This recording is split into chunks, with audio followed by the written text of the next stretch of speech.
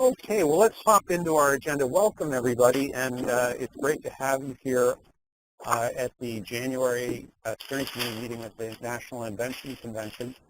We do have a pretty robust agenda today, and we certainly want to leave time for conversation as well. It's just a few months until the Invention Convention. I'm sure there'll be some questions and additional things we need to talk about. So, please feel free to chime in as needed.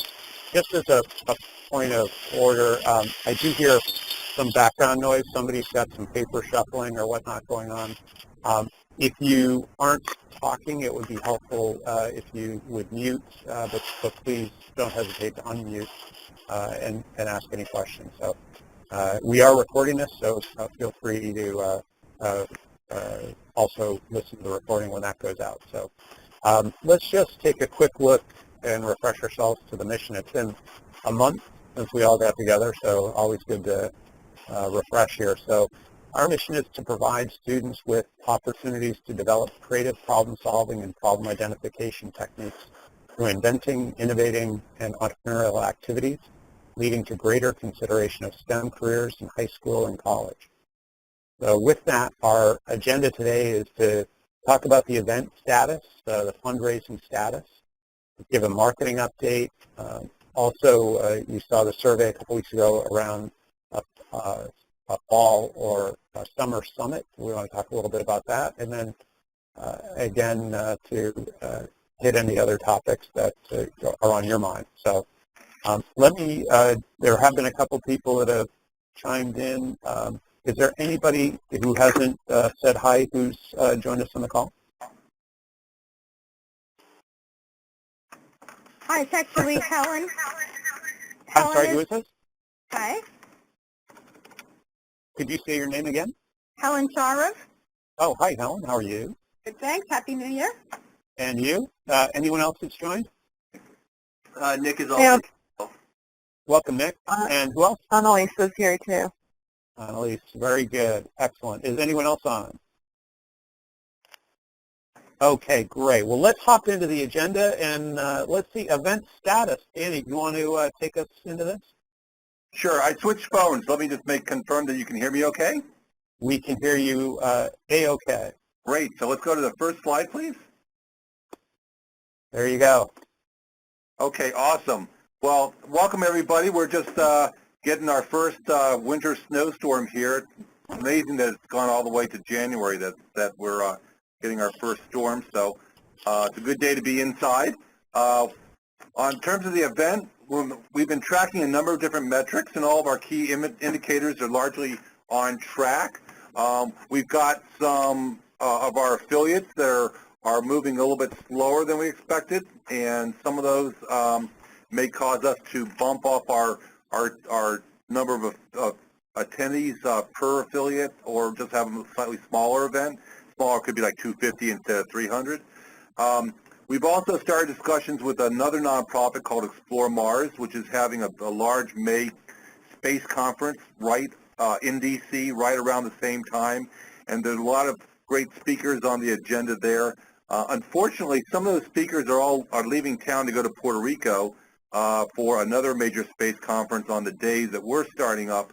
So we're not sure who's still going to be around. We're trying to figure that out. But the idea of having a space invention, and we talked about possibly getting, oh gosh, I'm blanking on the guy, the author of The Martian, Andy Weir, to join us. I've talked with Andy Weir a number of times in the past, and he may join us via offline screen to maybe at the Air and Space Museum's big auditorium there. We're basically working through a lot of logistics, a lot of ideas flowing back and forth. It looks like we're definitely going to do something. They love our idea. They're definitely on board to come up with a space invention, heading to Mars type of program some point in the weekend. So that's looking good. The judging committee's been working through a number of rubrics and process, and Bill will be probably next time coming up with some things for everyone to react to and to get a view into that. So the focus on the fundraising has been, and I'll talk a little bit about this in a second, been largely on working on getting the and them all paid for, and lots to share on that front. And we've got all the various rules and registration process that's being put together and established that should be coming online in March, so that you could start registering your kids on all the way up until the event, and recognizing that some of you are having events that are only closing out a week or two before the May event, and will be registering at that time.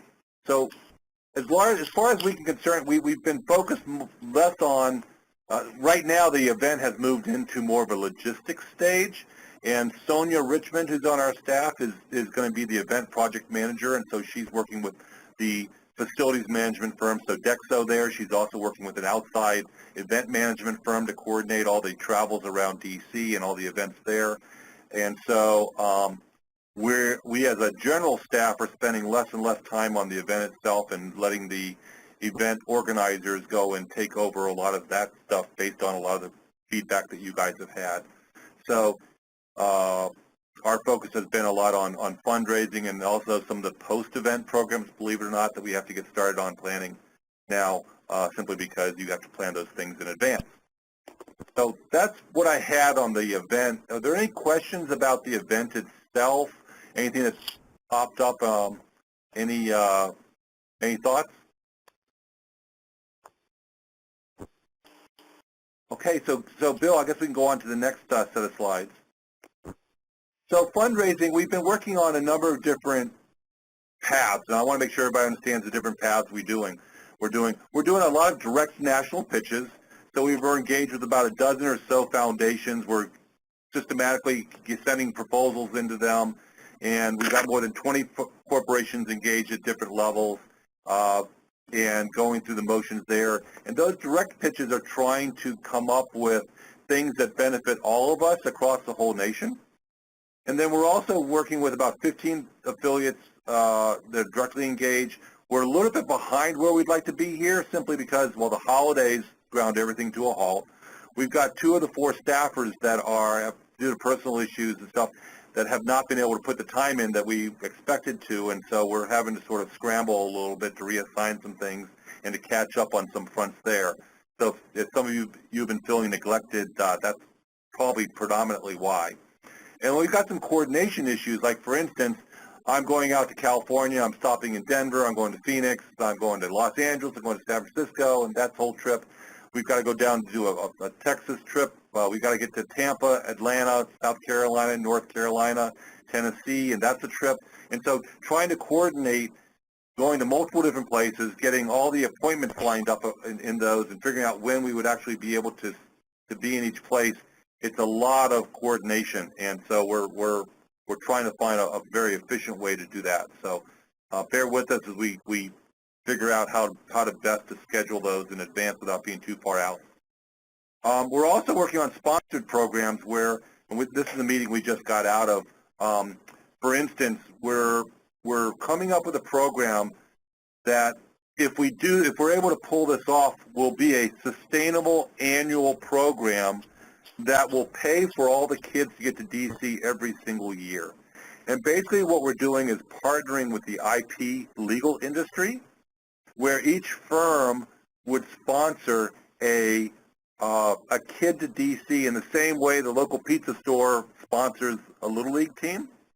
And so it would be a named person, so a firm would give us X number of dollars in order to pay for a kid and a portion of their chaperone to go to DC and be able to advertise this on their website as one of the things that they're doing, and get a picture, basically have a page on the website devoted to the kid and offer any legal advice or things like that might be appropriate to help the child as they go through their inventing process.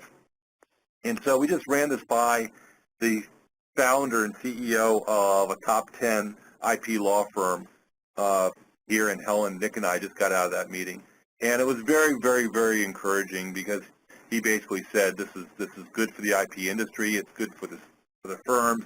They already do things like this. It's not a lot of money. It's high visibility, and it's just there really were no downsides in the conversation. He was pretty engaged and pretty excited about the idea, and he's going to open up some doors for us and help us figure out some things. He also offered us office space in D.C. for our D.C. presence, and so that's pretty awesome too. So if our next steps there to reach out to each of the three major IP law associations. We're already engaged with one of those, and we'll be engaging with the other two. And the idea here is that we would literally get about 300 IP law firms to each adopt one of the 300 kids going to D.C. And that's where the sustainable ongoing revenues would come from. And what's nice about that is it's a theme that we've been trying to take on fundraising is trying to isolate and identify specific needs and then find a sponsor to go up against those needs. So on the next bullet, I talked about event awards. We haven't really started this yet, but the idea that we might have an energy award that's given out for the best energy project, that we find a major energy company to go ahead and sponsor. All those conversations haven't started yet. So the fundraising is a little bit behind where we'd like it to be, and it's mostly due to logistics and just trying to manage around the holidays and the fact that we're starting this up for the first time. A year from now will be a lot easier because we won't be having to go through the very first conversation with a lot of these people where we'd be calling back and say, hey, remember we did last year, how successful it was? Well, we want to do it again this year. So that's largely the update on fundraising. I know you guys probably will individually have some questions like, well, what about me and what about my state? I've got a couple of emails from you guys already that we need to respond back to. Are there any more general questions? Feel free to shoot us now an email saying, hey, what about me? That's okay. We'll talk to you offline. But are there any high-level questions that people have about the fundraising process? I have one. This is Okay. Abby in South Carolina. How do we know that you have enough money to send all of our students and that we are not individually raising funds for whoever we send to the National Invention Convention? Well, so technically, let me remind people is that the burden of sending kids to the finals is on the states. The reason we're doing these programs is to try to raise money for the states. And so ultimately, for instance, when we talked about the legal partnership issue, it would be like, for instance, Abby, the firm we were meeting with today has a big office in Atlanta. It would be meeting with Atlanta law firms in order to sponsor the Atlanta kids. Although this year we're probably trying to make it more regional because some states that are sending kids may not have enough lawyers and law firms in that state to send all the kids, and so there would be some overlap. How do we know that we have enough money? I mean, we're all doing this very much on the expectation that this is all going to fall into place, and there's nothing that we have heard from any of these funders that we're talking about that has given us a reason to think that we can't do that. If we run into issues where we just don't have enough money, what we would end up doing is just scaling back the number of kids to go, and so instead of having a 300-person event, we'd have a 200-person event because we had the money for 200 kids, and we would just scale back everybody's allocations accordingly. But, And go ahead. are you giving the funds to each individual state, or how would that work exactly? Well, so I think it really depends on how we raise it. If we're raising money through the direct national pitches, where we've got people that are giving us money, and in working with a state that we haven't been able to raise them enough money to the state, then it would be a grant from the national organization to the state and their kids. In the instance where we're doing affiliate co-fundraising under the agreement that we've got there, then there's already a mechanism there where that money comes into the local organization. And then if it's if it's this IP industry sponsorship, well then in effect what we're doing is saying that in each state we just need to call on X number of firms but we're doing the work at our end to try to come up with all the names and figuring out who they are, and where we can send out the initial outreach. Okay. We've got some action items coming out of this to refine this. So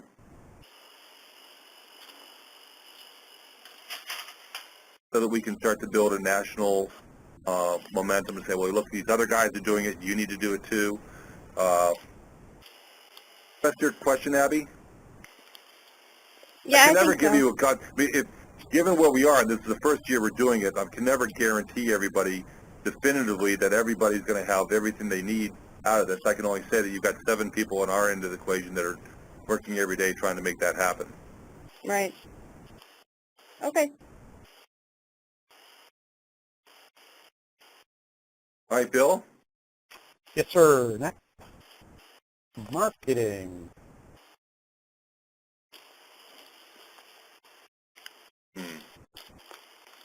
Screen. Did it change on your screen? It did. I've got the marketing slide up. Be So connecting at the top here. you got to get out of the woods, Danny. You got to you do these meetings. I'm in downtown Hartford right now. Just my thing went offline there for a second. Okay. I'm sorry, Bill. Can you just prompt me? You know what? Let me just bring up the PowerPoint on mine. Yeah, the slide is STEMI Coalition is continuing to build out its marketing presence, and it looks like you've got 2 draft logos. Okay. Yeah. Right. So we're doing a number of things on our marketing front that we're trying to resolve with. Why don't you guys try to get us back online here? So on the marketing front, we're trying to raise the visibility of the organization. We'll be launching some press releases. We'll be going out to start talking to the media. We were going to be, to do so, we need to have a more definitive website and a better look and feel. And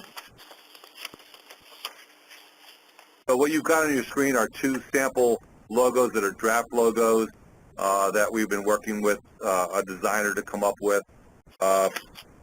Logos are the type of thing that no one ever agrees on and everybody has their own opinion on, and so I've always just sort of said, yeah, whatever, just as long as you've got a logo that looks good, that's presentable, that at least communicates what you're trying to communicate, you're better off than people that don't have one.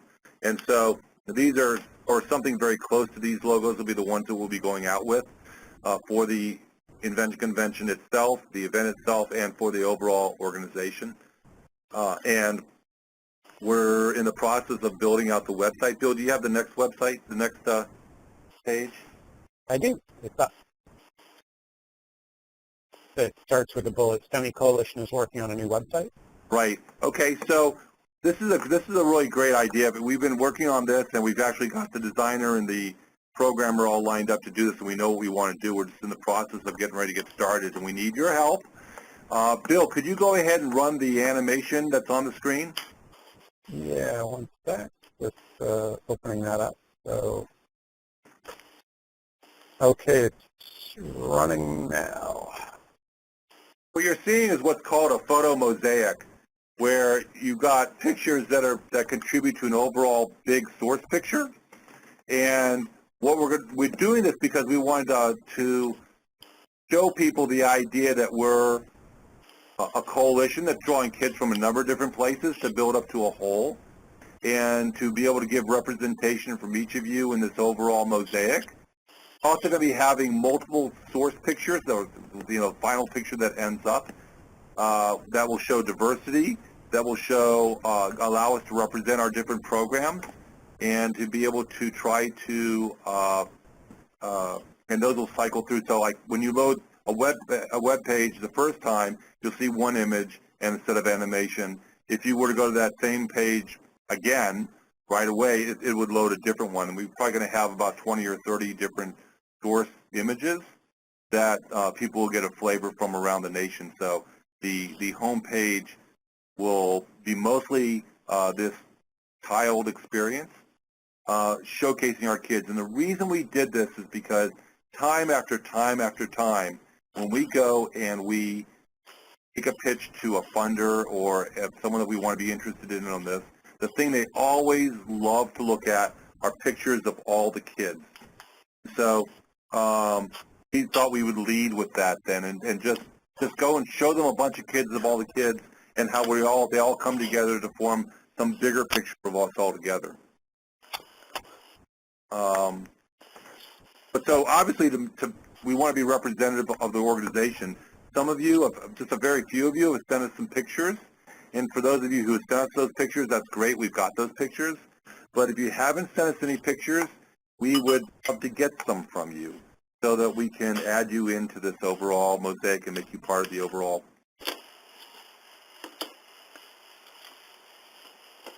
Any questions on that? All right. Well, that's so if you could get us pictures in the next couple of days, because we really don't want to hold up this whole production process while waiting for people's pictures.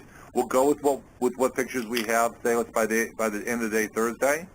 So if you've got, even if you want to send us 3 pictures, at least it's 3 pictures, right? And these should be pictures of a kid invention. We're not looking for big panoramic shots, but really kids of kids engaged with their inventions, or kids smiling, winning awards, group pictures of kids, that sort of thing. Any questions on that? It looks, Danny, like pictures should be emailed to Nick. Yes, to Nick, and they can be. You can send us a Dropbox link. If you just got them all in a Dropbox area, just send us the link, and that's fine. You don't have to send us the individual pictures. What was that email address that we send the pictures to? It's on the screen, nbriere@stemi.org. STEMMIE. I'm on the phone. Okay, it's one M. STEM for STEM, plus Invention Entrepreneurship, STEMI. Okay. Well, thank you. Is that you, Betty? Yes, it is. Okay, great. Welcome. Oh, thank you. So, that's let's see. So the other thing that we mentioned is that when we were originally talking to people, we asked, well, do you have a logo, website? And a lot of people didn't have a logo, didn't have a website. And if you want one, we'd love to help you with that. We've got some very low cost and some pro bono people that are working with us to try to build some things out. And so to the degree that you need something, let's get your name on the list and try to start working through that and help build your own presence there. But then also send us your pictures. That's more important. We need the pictures in the next couple of days, but let us know if you want us to help you with a logo and a website. All right. I can set them up as well. Okay, next slide, please. So summer and fall summits. Right. So, and I'm back online here now, Bill. Thanks.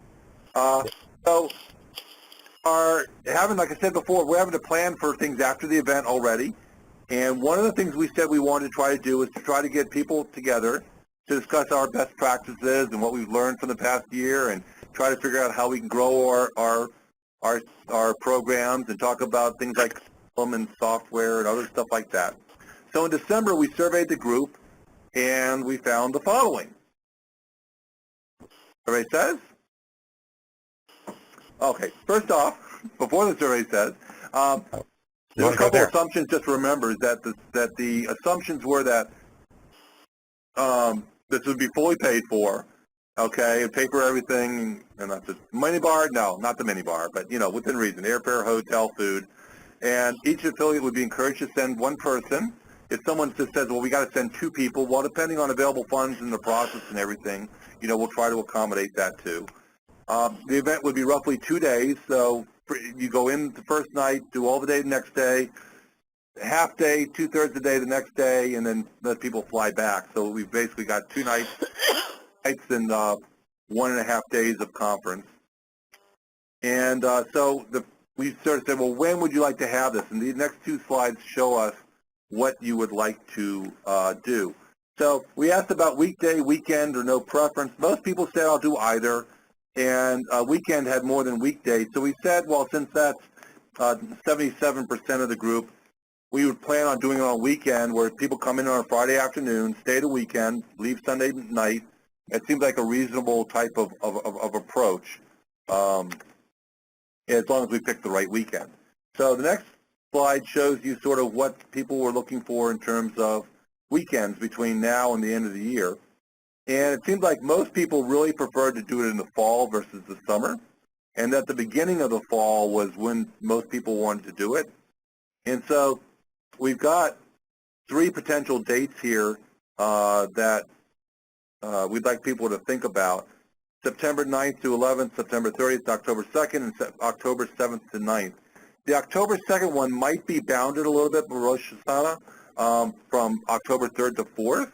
And some people may say, no, I need to get back sooner for that, so that may not be a good time. We're not really sure.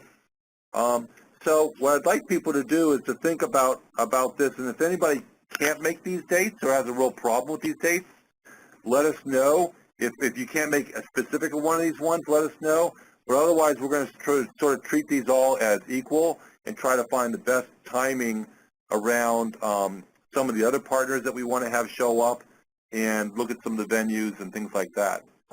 Any questions on this? Any comments? Any thoughts? Any conflicts that I should know about? We thought about the holidays, and we tried to look and see what that might be covering.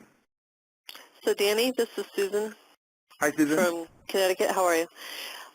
Is the purpose of the Summer Fall Summit, first of all, who's the audience? Are we talking about affiliate people from each of the organizations that are participating in the finals event at the end of the year? It's organizers. Think of this as the organizers get together about people like you and Helen and Jake in Connecticut and Betty and. So my other question then is, if the organizers are getting together to, I would assume, talk about the best way to affect the following event for the following year, all of us at the different affiliations also sort of need to keep in mind that we're doing our own events, and so to keep the dates sort of consistent.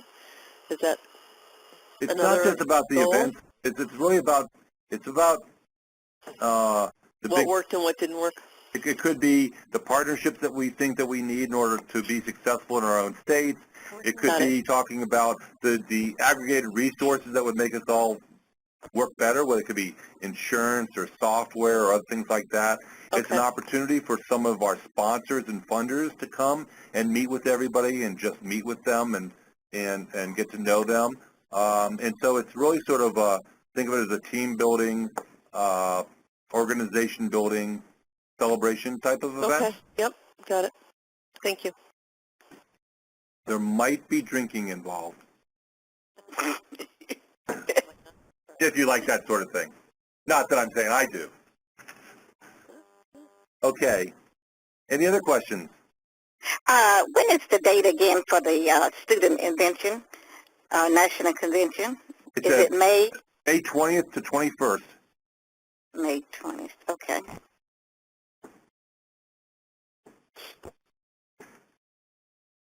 Okay, so guess we're ready for the next slides.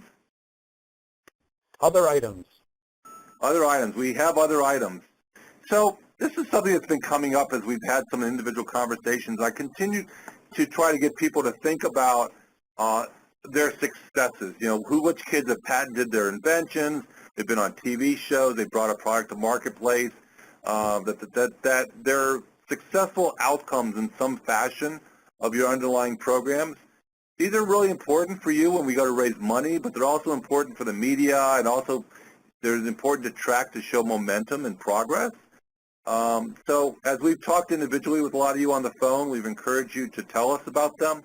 A lot of you don't have a good idea of your poster child, and so just a reminder that everybody should try to sit down and think about, if you don't know any of your kids and what they've been doing and what they've done afterwards, then one thing you should be thinking about is how you can start to track them and how you can start getting the message out there to the teachers and other district people that you're involved with, because they're more likely to know if someone's actually gone off and done something.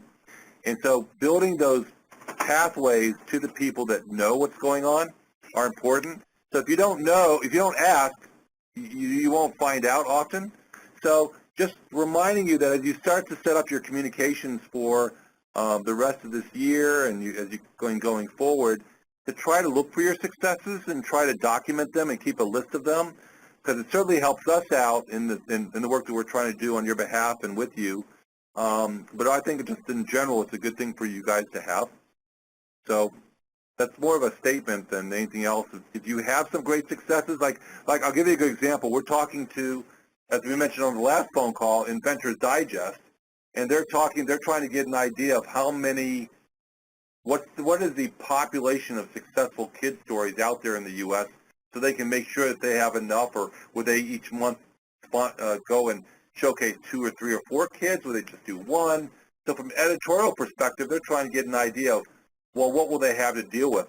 We don't have a lot to feed them, except based on our experience here in Connecticut. So this is as we talk to other partners and we try to scale this message and scale the conversation, and we try to create opportunities for us to be able to have things like at the White House or wherever, being able to say, well, yes, we do happen to have a folder of the most successful kids that are currently in the programs and currently in the schools, and be able to whip that out on occasion. That's just a smart thing for all of us to have. So please start thinking about that, and set yourself your own goal to try to find your successes and document them. It's all about storytelling. It's all about storytelling. Good point. The reminder also that we gave a presentation earlier in last year about the registration process and our suggestions to you about the fields that you might ask in the registration process, so you can start to build your metrics. A lot of you are going to be starting to have your registration process for your signups for your finals events and things like that. Just keep that in mind. And also remember that as you're building out your photo permissions this year for your events, to add in that the STEMI Coalition and the National Invention Convention would also like to use them. I think you've seen the way that we're trying to use them. We just want to make sure that we get releases going forward on a lot of these pictures that we're using. So just a reminder on that. I think that's all the other items we had. Danny? Yes. On the photo permission, what's the official organization name we should be including? Is it STEMI Coalition and or National Invention Convention, or one or the other? The STEMI Coalition is an Inc., the STEMI Coalition Inc. Okay. National Invention Convention is a product brand name, so that's just the way it is, the National Invention Convention.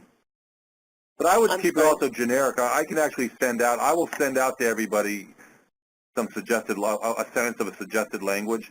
But that would be good. You probably want to retain the right to be able to use it for other things that are consistent with the mission of your organization. Right. So like let's say you locally decide to do a deal with Junior Achievement, and you want to have a joint Junior Achievement and Invention Convention program, and you want to build a brochure around that, and you want to be able to use the pictures for that. If it's produced by Junior Achievement, you just want to make sure that you've got clear rights there. I don't expect any problems here because I think we're all nonprofits and we have all a good mission and right heart and mind, but it never pays to be fully legal. So it pays not to be fully legal. So I'll go ahead and send out a one sentence thing that everybody can add there. That'd be great. Thanks. All right, Bill, I think we're on to open issues, I believe. Open topics. Yes. So here's a chance for anybody to ask any questions, and go ahead and I'll open the floor up to any it could be observations, could be exciting news. If any of you have had any students that have done spectacular things, now's a great time to brag about them.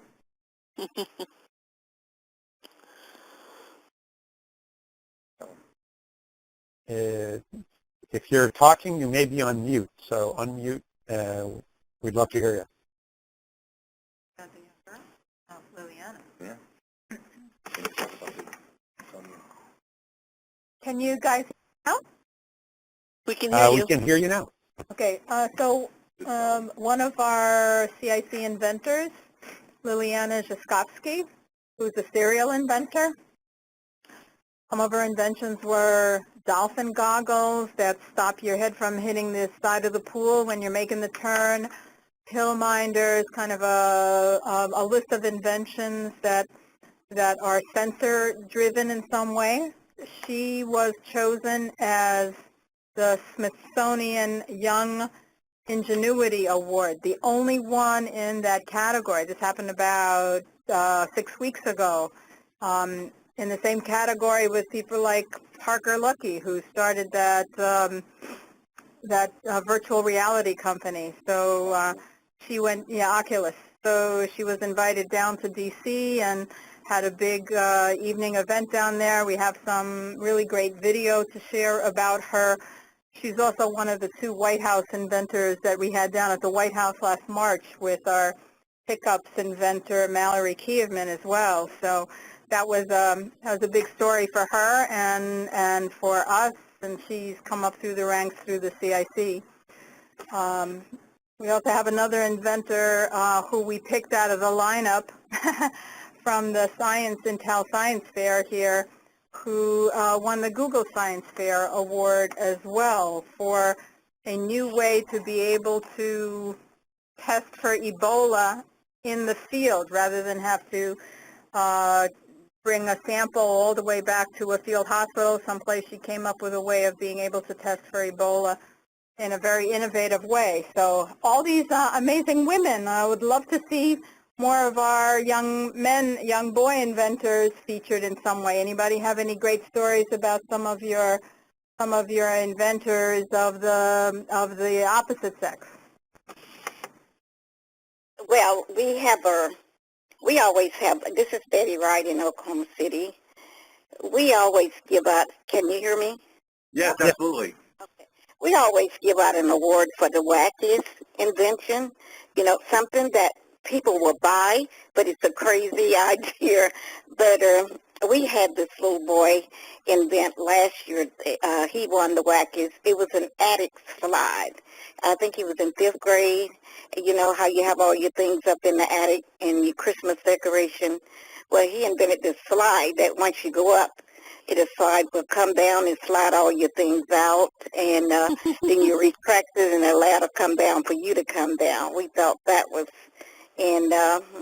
but we have this little girl that's ongoing. She did get her invention patent. It's an app for bullying, and some of the schools are using it now.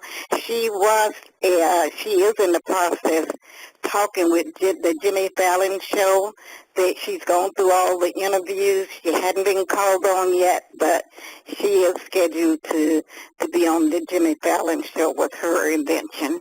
And that's been going on for about, her invention is like almost 2 years old, and she's been working that process all over since then. That's great. Betty, you and I have to get together on the phone. I'm dying to hear how things went with the Boeing company that you were going to go see last month, I guess. So offline, let's find a time to catch up with each other. Well, I have to tell you, too, I have to call you, too, because I've just had a lot of emergencies. So and I don't want to talk about it now, but I was telling, I think, Bill earlier, but we're kind of behind here because of all of that. It's just family sicknesses. So we're just trying, and Mr. Taylor's in the hospital right now. So we're just kind of working through all that. Okay. Well, we understand that here. We got a couple of people down for the count, too, so I can appreciate that. But, one of the great things about teaming together and having these success stories out there and be able to aggregate them together is for people like the Jimmy Fallon show or somebody to provide a lot more, make it easier for them to find a lot of the kids, because right now they have to go individually all over the place, and so it's our dream to have a media portal where they can go in and go ahead and query instructions. They might find wacky inventions and other things like that. So it's there's a lot of good opportunity for us to bring greater attention to all of what we're doing by making it easier for the people that want to find it.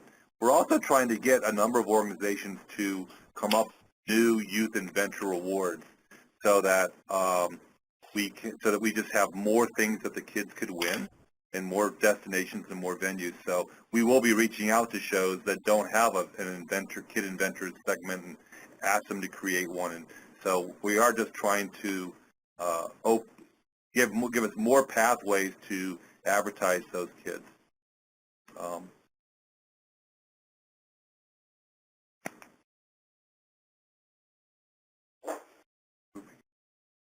Brenda? Is Brenda on the phone? I don't believe so. Brenda Bruggen, okay. Any other questions or topics or any other things to share? Lori, Ashley, are one of you on the phone? I don't believe so. No? Okay, we're going to talk on Friday. I hope so then. Okay. All right, well, it sounds like, so that's an update from where we are today. We've got, Nick is going to be reaching out to everybody to try to get a lot of these individual processes back on track where they may be off track over the next week, so expect that outreach. The next big meeting is on Tuesday, February 9th at 4 o'clock, and we hope that everybody can make it there. And we've got about 3 months, a little more left to the event, and so we got a lot of work to do. But I'm really excited about this IP approach because it's something that's low cost enough that the average firm could get involved with very quickly. It's something that we can make very systematic, and we can make a lot of quick outreach to. And I think for all of our purposes, you know, as Abby pointed out, being able to take the cost of sending the kids to DC off the table very early on would just be a big win for all of us. So just want to let you know that I get up every day and I think about that as my number one thing to think about. And so I can only tell you that we're extremely committed to going and resolving that as quickly as possible for all of us. Okay, awesome. Well, thanks a lot, everyone, for joining us, and we will talk to you in February at the latest. Thank you so much. Thanks, everyone. Thanks. Bye-bye. Thank you, Bye. everybody. This is Bye. Beth, and I appreciate your time. Bye.